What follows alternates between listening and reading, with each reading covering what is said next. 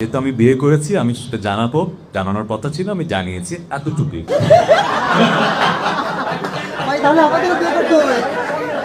যেরকম উত্তর মজা করে দিতে চাই দিতে পারছি না। কেন তার প্রেমে পড়েছি, কেন তাকে ভালোবাসি, যেটা আমাদের খুব পার্সোনাল।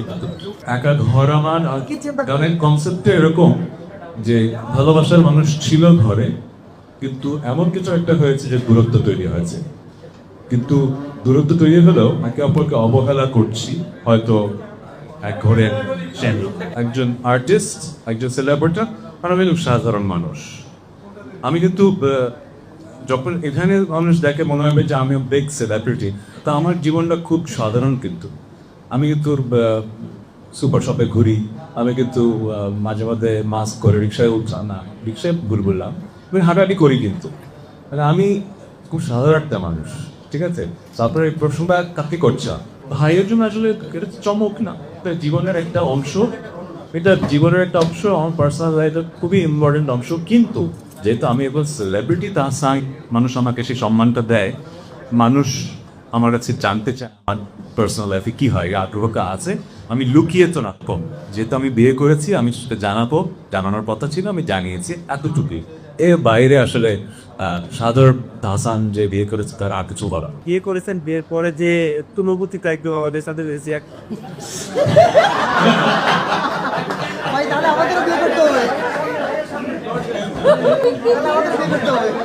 বিয়ের পরের অনুভূতি আচ্ছা অনেকভাবেই পাওয়া যায়। হয় কি হিউমার আছে না, রসবোধ।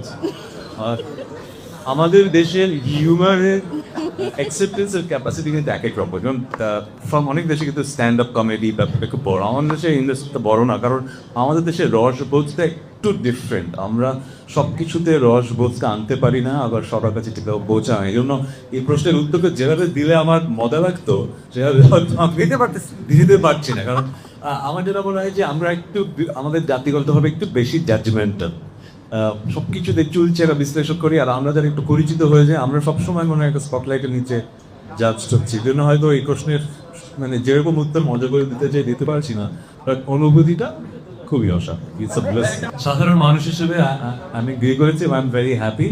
এবং সেলিব্রিটি হিসেবে কোটি মানুষের ভালোবাসা পাচ্ছি, শুভাকাঙ্ক্ষীদের উইশ পাচ্ছি, এটা নিয়ে আমি খুবই হ্যাপি। বাট আমার একটা দেশে বসবাস করি যেখানে আসলে সব দেশে নেগেটিভিটি থাকে, আমাদের দেশে একটু বেশি চর্চা হয় এবং কাটতির জন্য এই ব্যাপারটা হয়। সবাই কাটতির কথায় চিন্তা করে, আমি তাদেরকে দোষ দেবো না। যে ইন্টারভিউ দিচ্ছে সেও কাটতির জন্য, যে ইন্টারভিউ দিচ্ছে সেও কাটতির জন্য। সো আমার কাজ হচ্ছে যে ওই যে বললাম, বছরের পর বছর গান করে যাওয়া, মানুষের মনের মাঝে জায়গা করে যাওয়া, তাদের সাথে বন্ধন। 18 কোটি মানুষই তো আমার শুভাকাঙ্ক্ষী নয়, তাই না? আমি এটা বুঝি, পৃথিবীতে এমন কোনো মানুষ তো নাই। সো আমার কথা হচ্ছে, আমি যাদের জন্য গান করি, তাদের জন্য গান করছি, তারা আমার এই সময়টায় খুশি হয়েছে। তো আমি নিজেকে ভাগ্যবান মনে করি যে আমি আমার একটি মানুষকে পেয়েছি যার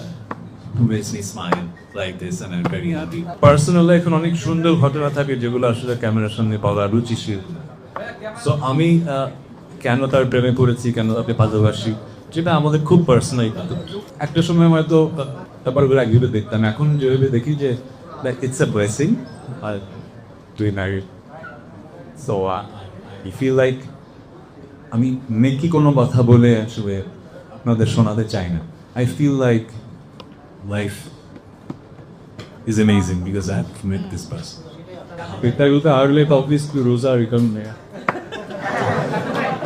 সেলিব্রিটি আসাম, আর্টিস্ট আসাম, আর সাধারণ মানুষ আসাম।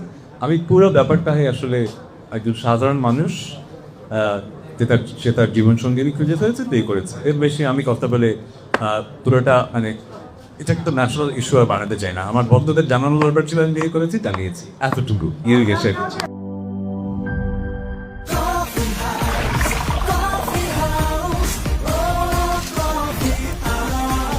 কফি হাউস, প্রতি চুমুকে আড্ডা জমে।